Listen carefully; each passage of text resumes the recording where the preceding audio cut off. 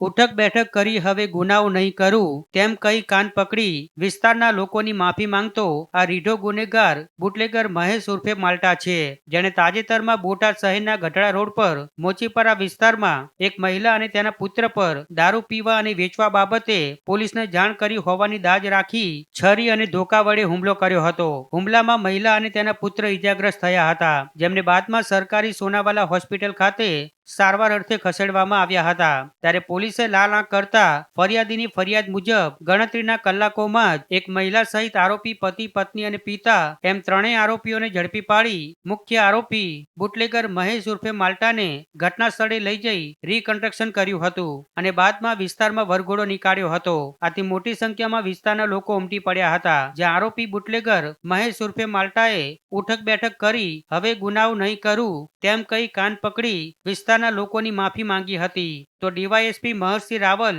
તેમજ Botad PI SR Kharadi અને પોલીસે પણ આસપાસના રહીશો તેમજ વિસ્તારના લોકોને જો આરોપી વિરુદ્ધ કોઈ ફરિયાદ હોય કે કોઈ કનડગત હોય તો પોલીસને જાણ કરવા સૂચન કર્યું હતું. જણાવી દઈએ કે આરોપી વિરુદ્ધ દારૂ સહિત વિવિધ પ્રકારના અગાઉ 18 જેટલા ગુનાઓ નોંધાયેલા છે, જેમાં તેને અગાઉ હદપાર પણ કરાયો હતો.